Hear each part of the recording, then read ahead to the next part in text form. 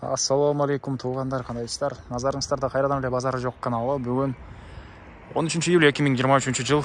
Мен Чүй областы Панфилов районы Чалдава районында жүрөм туғандар. Ошол жактан бир сатылуучу үй бар экен. Ошол үй жөнүндө силерге маалымат берейин деген.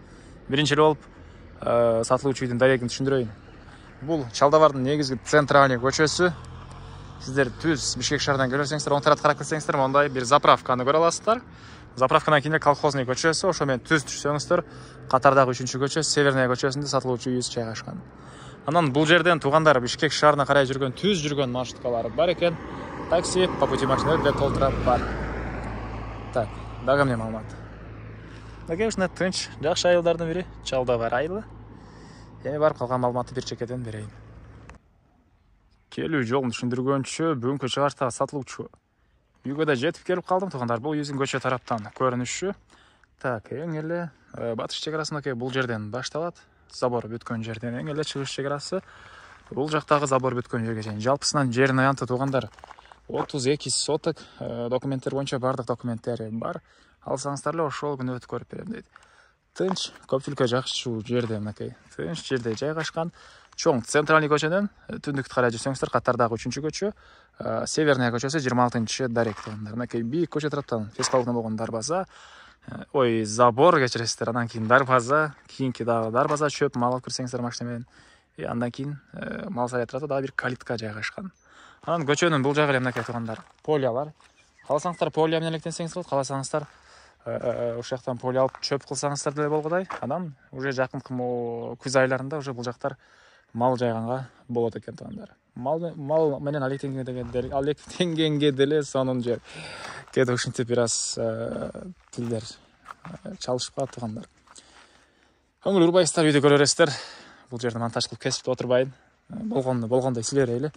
Так, эмне маалымат? Электр энергиясы бар, суусу бар туугандар. Так. Бар экен. Жолдор орто кеңдикте. Анан балдар мектепке жөө эле барат. Бул жерде жакын жерде мектеп, больницасы, центри бар жакын. Анан бул үй ээси өзү деле мал менен электенет. Жана мал сарайы даяр, мал менен электенем дегендер видеону аягына чейин көрүңүздөр. Жана ошондой эле видеонун башында айткандай, Бишкек шаарына түз жүргөн маршруткалар бар. Түз Бишкекке бир эле маршрутка барып келе аласыздар. Бул мынакей үйүбүздүн короосу, жердин аянты 32 соток. Бул жакта 160 квадрат метр болгон үйүбүз. Тышкарыдан утепление этилген, паровой отоплениясы бар, кондиционерлер орнотулган. Жана киргенде эле бул жерде могу стяжка, көп эле машина баткан жер, түз кирсеңиздер гараж. Бул жакта жемканасы, синевал, төрүндө мал сарай туугандар узун туурасы 15ке 10 жарым. Синевал 15ке 6 экен. 2000 түп синевалга чөп баса аласыздар. Оң тараптан акырын бир жекеден маалымат берейин. Үй менен забордун ортосунда да ушунча жер бар. Калсаңыздар очокана склад, калсаңыздар бак, калсаңыздар зеленый зона. Үйдүн бул батыш тарабы, бул жактан акей кокон, гилас, черешня, өрүк жана башка бактар мынакей бул жагында деле 32 соток болгон жер участок, кенен жер туугандар.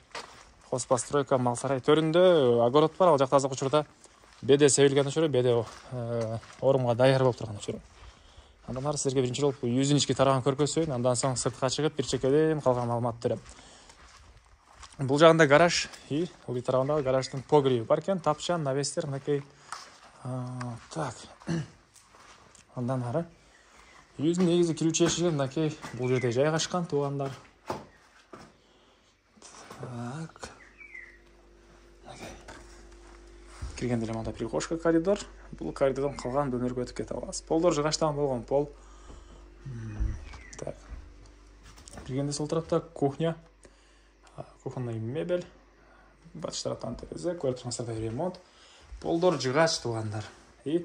Ушул кухнядан биз душ, ваннага өтүп кете алабыз. Раковина орнотуп суу чыгарылган, суусу мындай чоң альстон менен жылыйт. Отопление, паровой отопление, чугунный батареялар ар бир бөлмөгө орнотулуптур. Негизи ушул чугунный батареялар көбүнчө жакшы бааланат дейт, жакшы жылытат дейт үйдү. Эми андан кийин бул жерде ортодо бир мондай холл, чыгыш тарабынан терезе. Көрүп турсаңыздар ремонт. Холдон сол тарапка карай кирсек, бир бөлмө, балдар бөлмөсү, же спальня бөлмө, кыскасы мынакей ушундай бир бөлмө.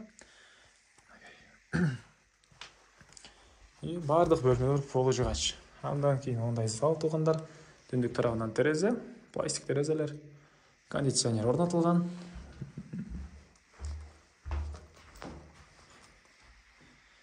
Үй жерден сол тарапқа қарай кірсек, спальня бөлме жайғашқан. Бұл спальня бөлмесінің көрініші.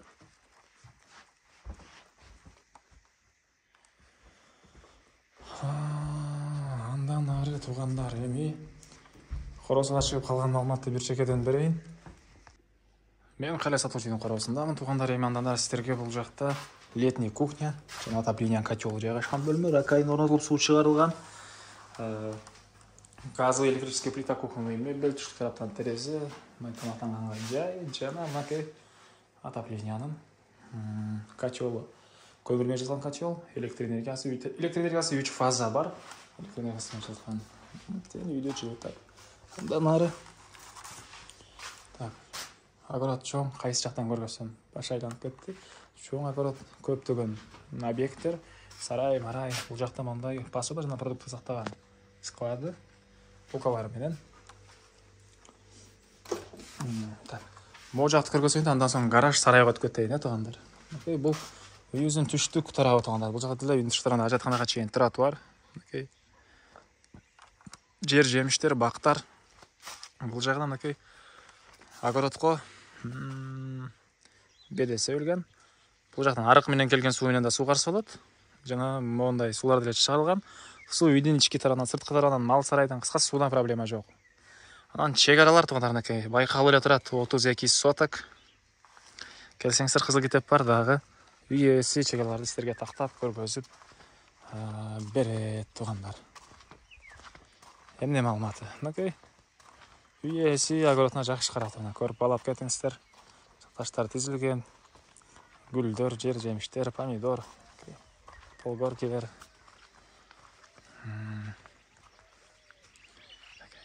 Бул жакта мал сарайы, синебалы, ал жакта навестер, тооканасына чейин бар тугандар. Аларда видеонун жүрүштө бир чекеден көргөсөм.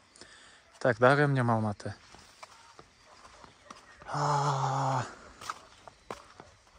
Ушундай.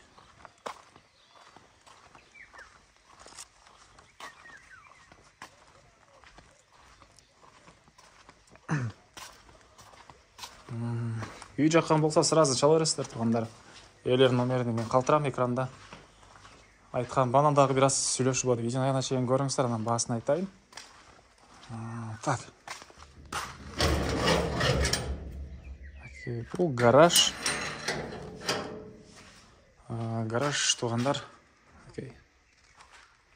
Жана капталдары склад катары деле, инструмент сактан склад катары деле колдонулат. И бул жакта погреб тугандар. Продукты, картошка, жана башка немелерди сактасаңыздар болот азыр. Бул жагын сиздерге көргөзөй. Ушундай тугандар. Эми андан ары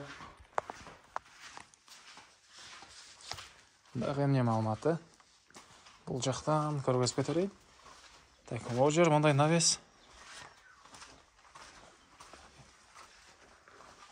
Синевал менен бул навестин ортосунда мындай бош жер. Бул экинчи дарбаза менен чоап келсеңиздер, синевалдын жанына КамАЗ, портер эмне токтойт, сразу эле жүктөп бул жакка түшүрүп саласыздар. Бул жагында жемкана. Ошол үй ээси өзү мал менен алектенет. Мал менен алектенгендер үчүн жакшы вариант.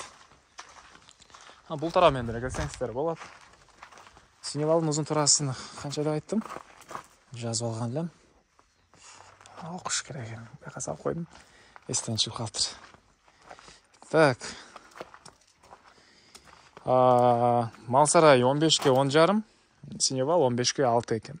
2000 түп эме батыра аласыздар. Мондай беде, айсаман. Мындай дробилкалар менен алга өтө жакшы караган киши экен.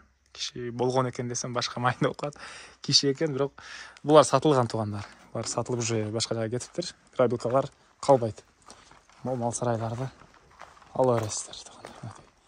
Бул жакта өзүнчө калитка, жана бул жактан мал киргизип чыгаранга ошол калитка менен киргизип чыгарасыздар. Бул жакта деле стяжка, жана мал сарайды деле ошол кичине шарттарын кылгам дейт. Суу ал жактан чыгып, акыры менен келет дагы. Ашыкчасы бул жака куюлуп кетет. И малдар сийсе деле, алардын деле суулары, сийдиктери түшөт бияка карап тургандар. Ошондой шарттар менен көп эле мал кырабыздар мынакей. Бул тараптары жыгач.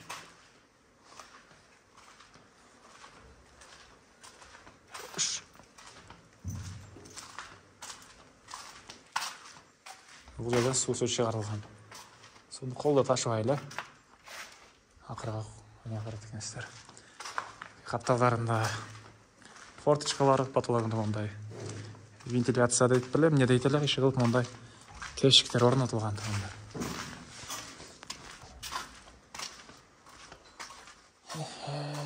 Так. Бул жагында ушул жерде эмне деп айтты эле, унутуп калдым. Биздин жумушта кыйын эле тургандар. Так. Кыскасы бул жерде мал үчүн рашат алынган жер. Менин оюмча ушул торпоктор үчүн болуш керек, же кочкор үчүн, койлор үчүнбү?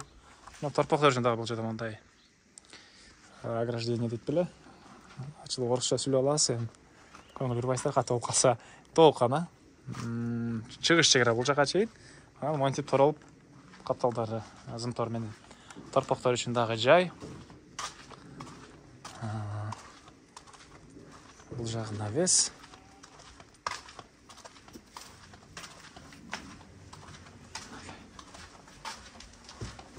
Бул мынакей чегаралары, чыгыш чегаралары.